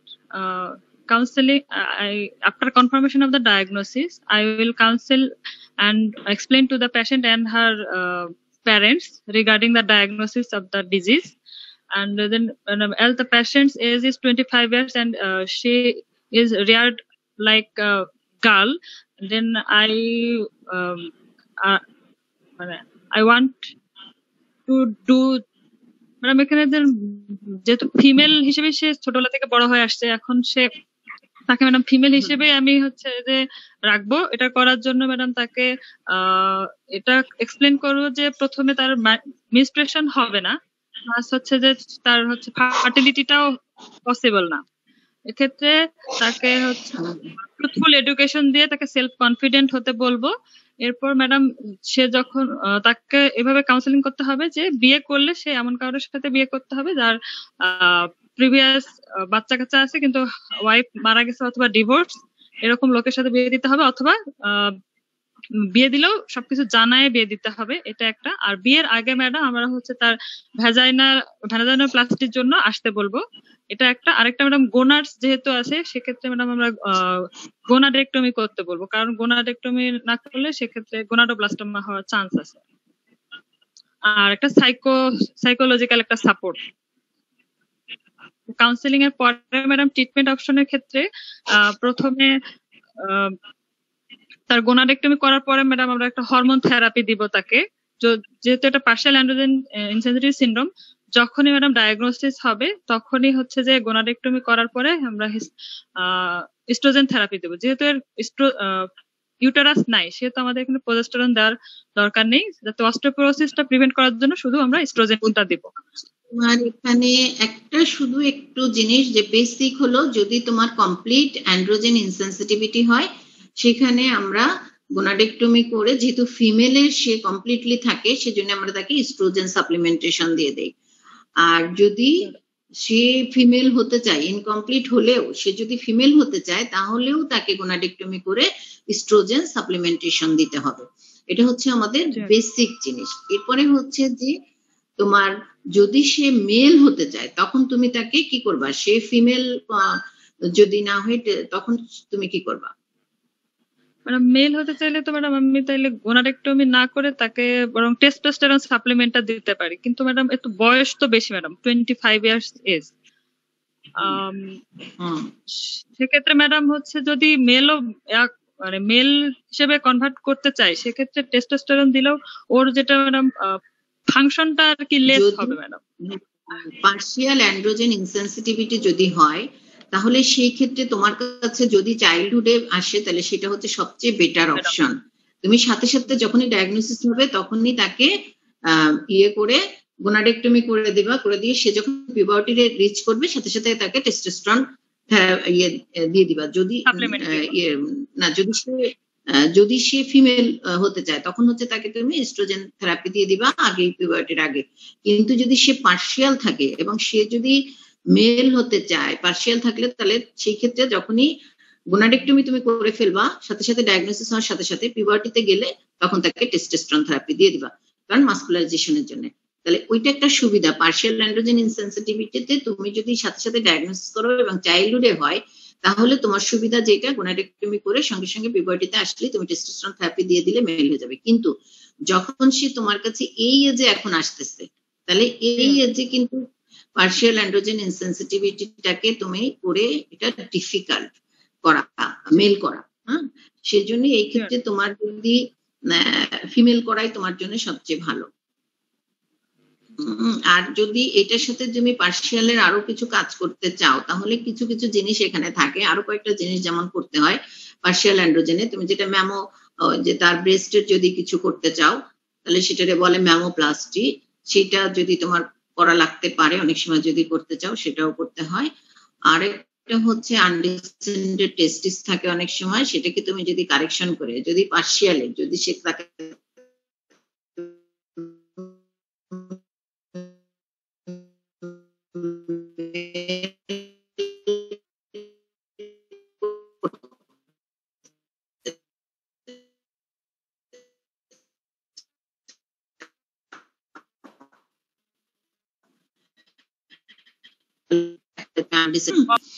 করবা। হ্যাঁ হ্যাঁ একটা প্রশ্ন জিজ্ঞাসা করি, শোনো, যদি ওটা তুমি যদি মেল করতে চাও তাহলে ওটা কি ফাংশনাল মেল হবে? এই এজে এখন হবে না ম্যাডাম, ফাংশনাল হবে এই এজে হবে না, এখন যেটা আমি জেসমিন আপাকে প্রশ্ন জিজ্ঞাসা করছি, বলছি যে এটা কি ফাংশনাল হয় যদি মনে করো আরো আগে দেওয়া হতো? হ্যালো, না চাইল্ডহুডে বলছে, হ্যাঁ বলছে যে এটা যদি তুমি চাইল্ডহুডে করো, হ্যাঁ তাহলে হচ্ছে তাকে তুমি ইয়ে করতে পারবা, তার তো আর বাচ্চা কাচ্চা হওয়া বা ইয়ে নাই, তার তো গোনার ইয়ে হয়ে যাচ্ছে, সেক্ষেত্রে তুমি হ্যাঁ হ্যাঁ মেল হিসাবে তুমি যে টেস্টোস্টেরন দিবা সাপ্লিমেন্টেশনে থাকবে, সেই ক্ষেত্রে তার সে কনজুগাল লাইফটা চালাইতে পারবে। আচ্ছা ঠিক আছে, ওকে। মানে আর্লিতে করে ফেলো, পরবর্তীতে বলছে যে যখনই তোমার যদি যখনই তুমি দেখলে এমবিকা জেন্টালি আসে চিন্তা করলা যে এটা চাইল্ডহুডে, এটা বলছে যে চাইল্ডহুডে তুমি এটা মিনিমাম কত বছরে তোমার ওই টেস্টোস্টেরন লেভেল দেওয়া লাগবে? টেস্টোস্টেরন পিউবার্টিতে রিচ করবে, হ্যাঁ টেস্টোস্টেরন সে যখন পিউবার্টিতে রিচ করবে, ধরো তুমি 10 বছরের সময় তাকে গোনাডেক্টমি করে দিলা, হ্যাঁ যেহেতু এটার চান্স তো মেলিগন্যান্সি থাকে, তারপরে তুমি আর 2 বছর নরমালি ওয়েট করে তারপরে তুমি যখন 12 বা 13তে পৌঁছাইলো তখন তুমি টেস্টোস্টেরন, তার তো ওই যে মিনিমাম গ্রোথের ইয়ের আছে। তারপরে তুমি কি লাইফ লং দিতে হবে নাকি খালি ডেভেলপমেন্ট হওয়া পর্যন্ত দিলেই হবে? না টেস্টোস্টেরনটা বলে যে লাইফ লং দিতে, টেস্টোস্টেরন থেরাপি তো তার হোল লাইফে প্রয়োজন আছে না। তারপরে যখন ধরো যে একটা বেশি এজের দিকে চলে গেল, তখন তো 40-50 এজে তখন তো এমনিও টেস্টোস্টেরন লেভেল ব্যাপার, হ্যাঁ হ্যাঁ বুঝতে পারছি, কিন্তু ও থ্রুআউটটা ওর লাইফ ওটাকে দিতে হবে যতদিন সে অ্যাক্টিভ থাকতে চায়, তাই না? হ্যাঁ সেই সময়টা পর্যন্ত। আচ্ছা, এটা আসলে বেসিক্যালি মোস্ট অফ দ্য কেসেসে ফিমেল করাটাই ওয়াইজ, তাই না? সেটা ফিমেল পাই, সেজন্যই তো বললাম যে কিছু ক্ষেত্রে এরকম আমরা অ্যাবনরমাল কিছু, এটা পার্সেন্টেজ খুবই কম। যদি কোনো পেশেন্ট যদি নিজে থেকে বলে যে না আমি এটা চাই, তাহলে তো সমস্যা, তাই না? হ্যাঁ সেটাই, কিন্তু এই অ্যাডাল্টহুডে এগুলা করা খুব ঝামেলা, মানে বড় হয়ে যাওয়ার পরে। আচ্ছা, তারপরে হচ্ছে এটাকে তুমি যে বললা, তারপরে হচ্ছে কাউন্সেলিং, তাই তো? কাউন্সেলিং করার পরে তুমি একে যদি ফিমেল হিসাবে রেয়ার করো, তাহলে তোমাকে এখন এখানে কি ফিমেল হিসাবে করলে তোমাকে এখন কি করতে হবে? এখানে সার্জিক্যাল কারেকশন কি করা লাগবে? ক্লাইটোরো রিডাকশন করতে হবে, তারপরে গোনাডেক্টমি করতে হবে, আর হচ্ছে যে ভ্যাজাইনাল মানে ভ্যাজানোপ্লাস্টি করে দিতে হবে, আইদার সার্জিক্যাল, নন সার্জিক্যাল আর সার্জিক্যাল। এখন ম্যাডাম এটাতে হচ্ছে ভ্যাজানোপ্লাস্টি যে খুব একটা প্রয়োজন লাগবে তার তো শর্ট ব্লাইন্ড ভ্যাজাইনা, হ্যাঁ এখন এই ক্ষেত্রে হচ্ছে যে সার্জিক্যাল ট্রিটমেন্টে আমরা এখানে গোনাডেক্টমি করব, ক্লাইটোপ্লাস্টি করব, ঠিক আছে, এবং তাকে ইস্ট্রোজেন সাপ্লিমেন্টেশন দিব। এরপরে তো সে বিয়ে করার ব্যাপারে তাকে কাউন্সিলিং করতে হবে এবং গার্জিয়ানকে বলতে হবে যে তার যেই ধরনের প্রবলেম আছে, সে যে এক্স ওয়াই এবং তাকে ফিমেল করে দেওয়া হচ্ছে, এবং সে ব্যাপারে সবাই জেনে যদি তাকে বিয়ে করার প্রশ্ন ওঠে তাহলে সে করতে পারে, এভাবে আর কি। এরপরে হচ্ছে তাকে লাইফ লং যে ইস্ট্রোজেন সাপ্লিমেন্টেশনে থাকতে হবে সেটা বলতে হবে। কিন্তু ভ্যাজানোপ্লাস্টির ব্যাপারটা হচ্ছে প্লাস মাইনাস, তোমাকে শীত কোয়ার্টার প্র্যাকটিসে যদি কোনো প্রবলেম না হয় তাহলে ভ্যাজানোপ্লাস্টি প্রয়োজন নাই, আর যদি সে কোয়ার্টার প্র্যাকটিসের ক্ষেত্রে বলে যে তার সমস্যা হচ্ছে তখন আমরা শুধু ভ্যাজানোপ্লাস্টিতে যাব। কিন্তু ইউজুয়াল ট্রিটমেন্ট হচ্ছে gonadectomy with clitoroplasty and followed by the oestrogen supplementation, ঠিক আছে?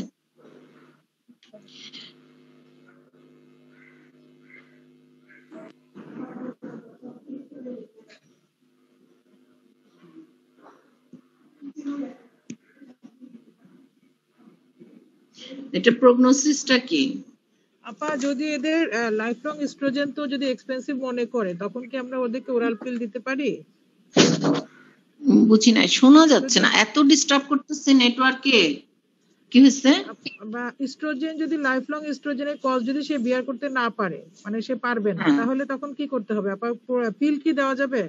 হ্যাঁ হ্যাঁ দেওয়া যাবে, কারণ সে যদি ইস্ট্রোজেন, এখন সে যদি ইস্ট্রোজেনই বেশি দরকার, কারণ তার হচ্ছে এখানে যে ইস্ট্রোজেন তো তার একটু বেশি ডোজে লাগে, ওসিপির ভিতরে তো ইস্ট্রোজেনের ডোজটা কম থাকে, তাই না? আর তারপরে যদি ইস্ট্রোজেন হাই ইস্ট্রোজেন কন্টেইনিং পিল দেওয়া যায় তাহলেও সমস্যা নাই। হ্যাঁ, যেগুলো হাই এখানে হাই ডোজের ইস্ট্রোজেন কিভাবে দেন, কতটুকু করে দেন? আমরা ইস্ট্রোজেন হচ্ছে প্রথমে আমরা 2টা করে শুরু করি, 0.6 to 5 মিলিগ্রাম করে 2টা করে দিয়ে আমরা তাকে অ্যাডজাস্টমেন্টটা দেখি, হ্যাঁ, যে কিরকম সবকিছু রেসপন্স করতেছি না, তারপরে আস্তে আস্তে বাড়ায়া 3টা পর্যন্ত, আমরা ইউজুয়ালি 3টা পর্যন্ত দেই। হ্যাঁ, 2টা করে স্টার্ট করে দিয়ে তারপরে আস্তে আস্তে বাড়ায়া 3টা পর্যন্ত, এবং এর সাথে তো তার ফলো আপের দরকার আছে, যে ফলো আপ গুলা তার লিভার ফাংশন, কিডনি ফাংশন সবকিছু আমরা এই সাথে ফলো আপের মধ্যে রাখি, এগুলা দেখে তারপরে তার কোনো কোয়াগুলেবিলিটি স্টেট গুলা মানে বাড়তেছে কিনা, হাইপার কোয়াগুলেবিলিটি স্টেট এরকম কোনো কমপ্লেন হয় কিনা, এই ধরনের জিনিসগুলো ফলো আপে রাখা হয়। হ্যাঁ, হ্যালো, এত আস্তে শোনা যাচ্ছে, বলো।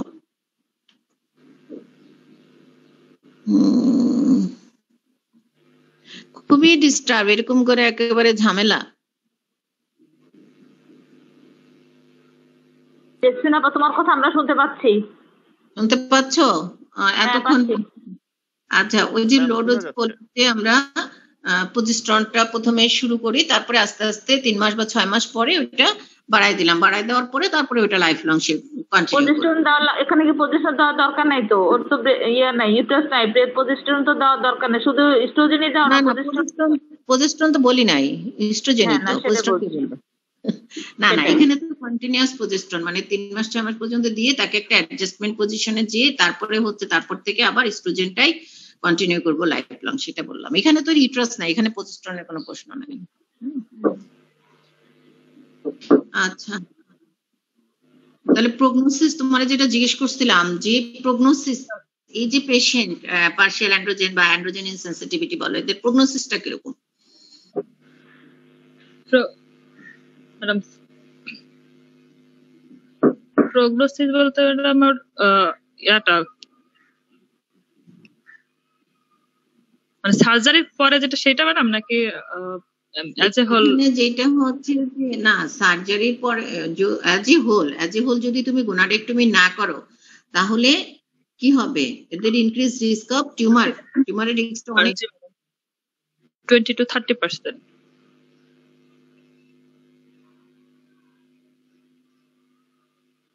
শোনা যায় না।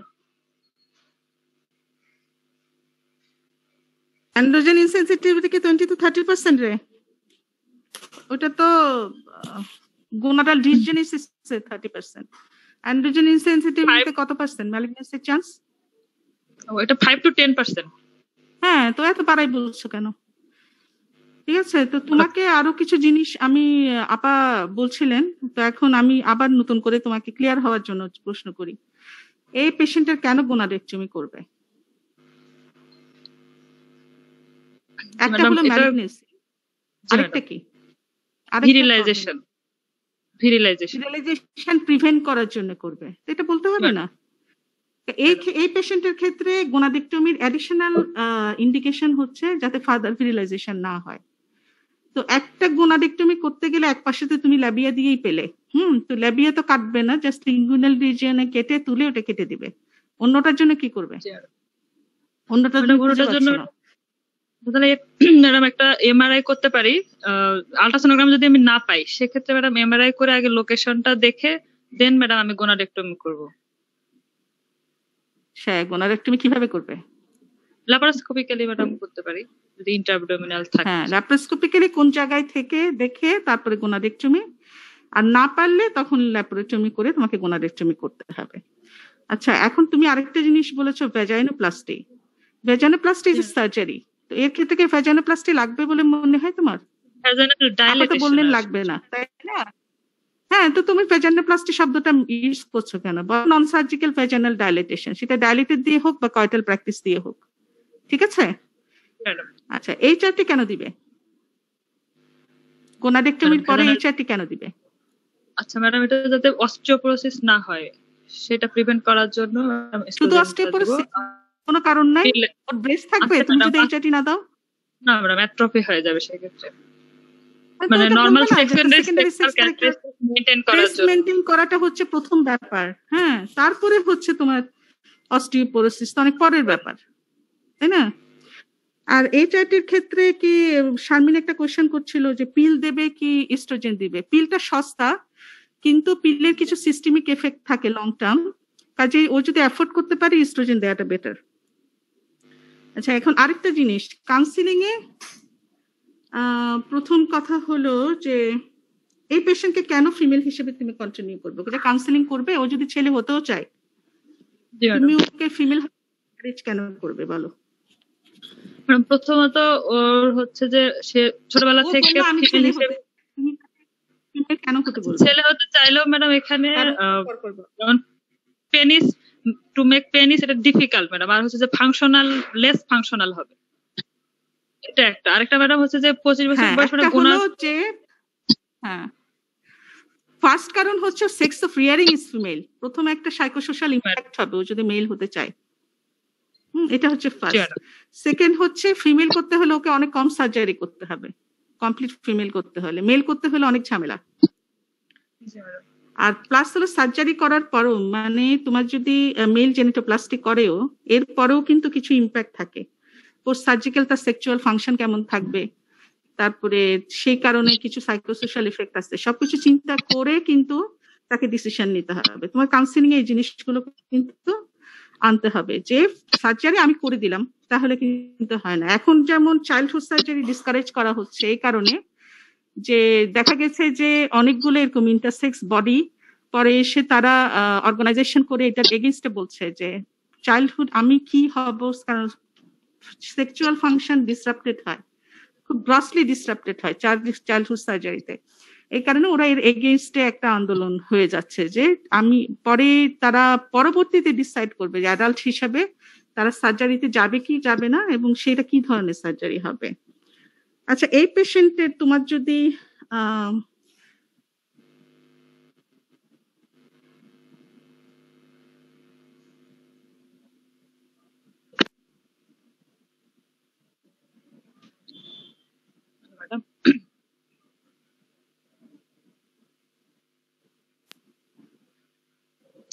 ম্যাডাম শোনা যায় না।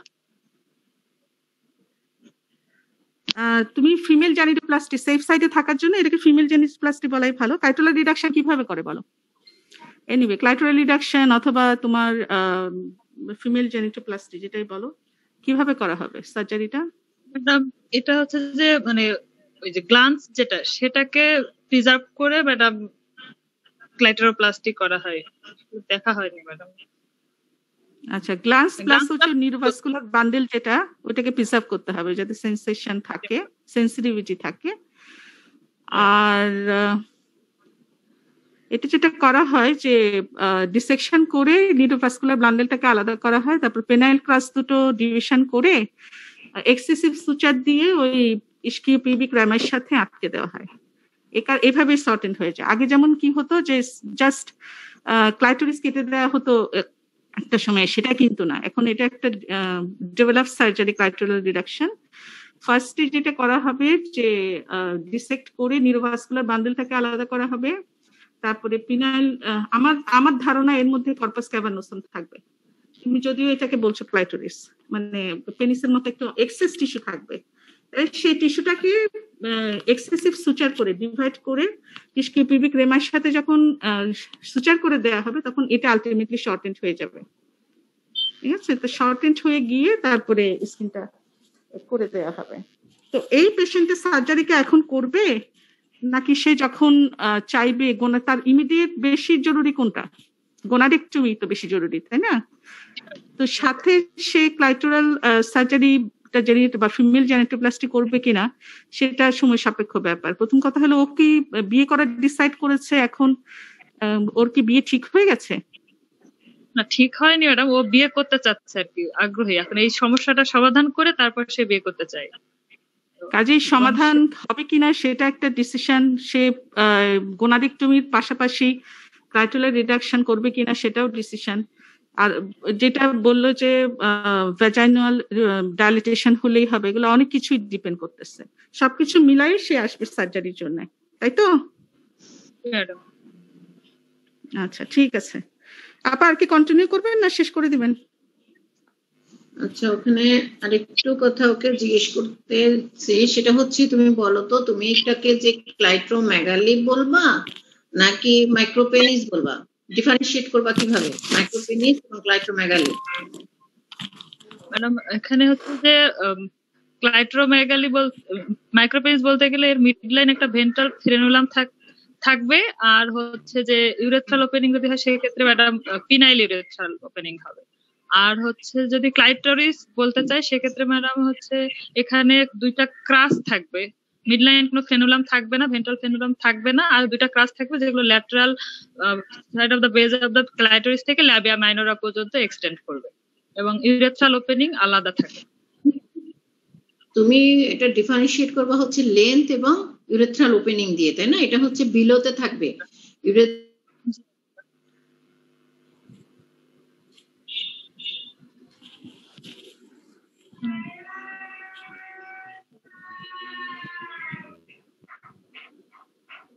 শোনা যায় না।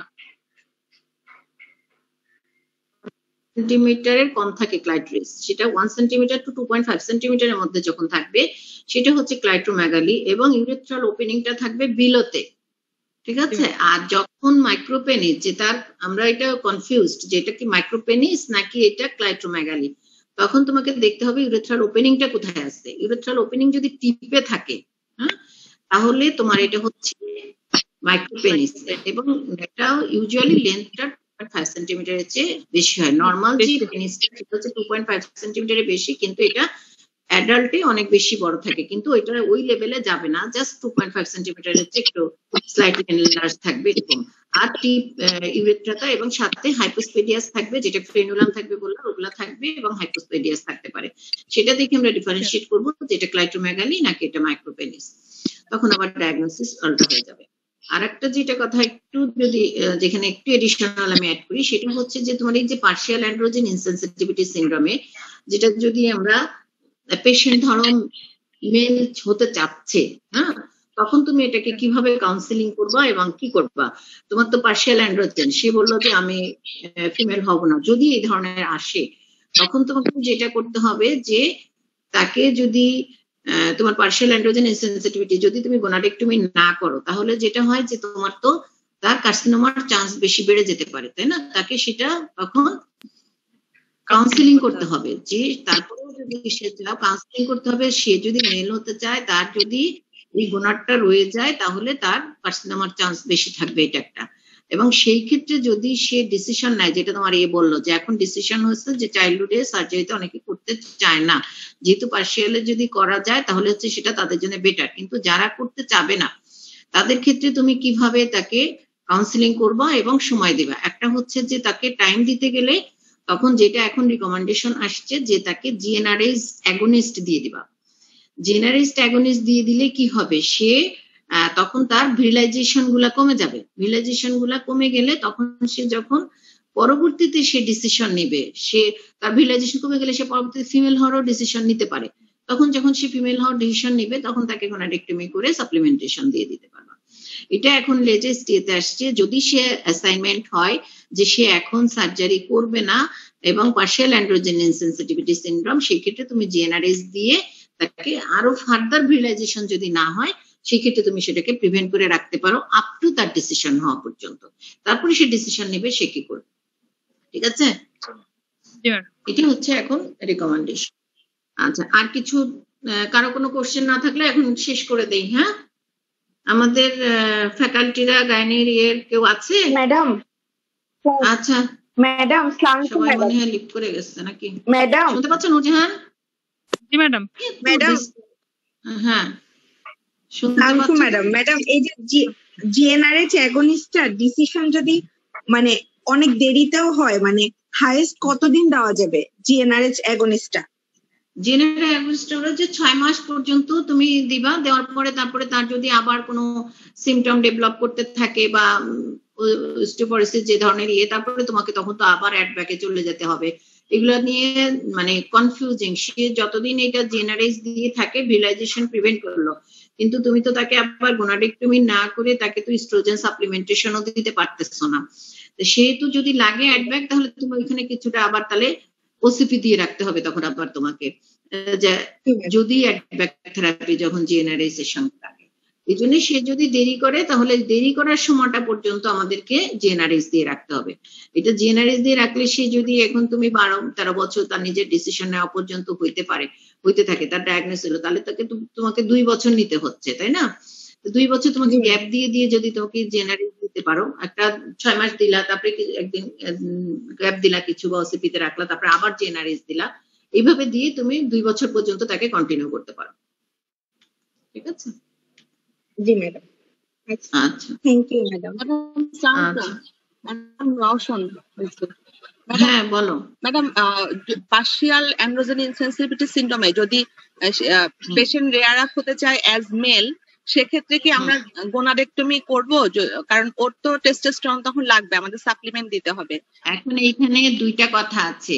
হ্যাঁ, যদি সে যদি মেল হতে চায় এবং তার যদি ইন্ট্রা অ্যাবডোমিনাল যদি তার গোনাড না হয়, যদি তার গোনাড এমন লেভেলে আছে তুমি টেনে ওটাকে নিয়ে চলে আসতে পারবা। এবং বয়স যদি বেশি না হয়, বেশি দিন যদি তার গোনাড ওরকম থাকে স্টেজের বাইরে, তাহলে এর চান্স হচ্ছে কার্সিনোমার চান্স বেশি। হ্যাঁ, কিন্তু সেই ক্ষেত্রে যদি তোমার বয়স কম হয়, হ্যাঁ, সেই ক্ষেত্রে তুমি গোনাডেক্টমি না করে এটা বলছে যে কারেকশন করে দিবা, মানে গোনাডটাকে টেনে তুমি টেস্টিসে মানে স্পুটামে নিয়ে এসে দিয়ে দিলা, কারেকশন করলা। আর সাথে তুমি পেনিসের যে রিকনস্ট্রাকশন সার্জারি যেগুলো লাগবে এইগুলা করলা। আর যদি এমন হয় যে তোমার কাছে মনে হচ্ছে তার বয়সটা বেশি, হ্যাঁ, তখন সে অনেকদিন তার এক্সপোজারে হয়তো গোনাড বাইরে রয়ে গেছে, তার কার্সিনোমার চান্স বেশি, সেই ক্ষেত্রে তোমাকে গোনাডেক্টমি করে দিতে হবে। কিন্তু যদি তুমি চাইল্ডহুডেই করতে চাও বা করতে পারো, তাহলে তুমি গোনাডেক্টমি না করে তুমি বরং ওটাকে কারেক্টিভ সার্জারি করবা, টেস্টিসটাকে স্পুটামে এনে তখন দিয়ে দিবা টেনে কারেকশন সার্জারি। কারেক্টিভ সার্জারি করলে ম্যাডাম তখনও কি এই মানে টেস্টোস্টেরন রিপ্লেসমেন্ট দেওয়া লাগবে যদি আমি আর্লি স্টেজে কারেক্টিভ সার্জারি? সেটা হচ্ছে কারেকশন যদি করো, এখানে যেটা কথা আছে সেটা হচ্ছে তোমাকে দেখতে হবে আপ টু পিউবার্টি পর্যন্ত। পিউবার্টি পর্যন্ত আসার পরে তার পিউবার্টাল ডেভেলপমেন্ট যদি নরমাল ভাবে হতে থাকে, ধরো রিয়েলাইজেশনের ফিচার গুলা বাড়ে, বা তার মানে বুঝতে হবে যে তোমার টেস্টিস থেকে তার টেস্টোস্টেরনের ইফেক্টটা আসতেছে। যদি দেখো তোমার যে সেকেন্ডারি সেক্স ক্যারেক্টারিস্টিক্স তার ভালো করে ডেভেলপ করতেছে না কারেক্টিভ সার্জারি পরেও, তখন তোমাকে সাপ্লিমেন্টেশন দিতে হবে। জি আচ্ছা, জি ম্যাডাম, থ্যাংক ইউ। আচ্ছা ঠিক আছে, আর কারো কিছু না থাকলে তাহলে ক্লোজ করে দেই। নূরজাহান।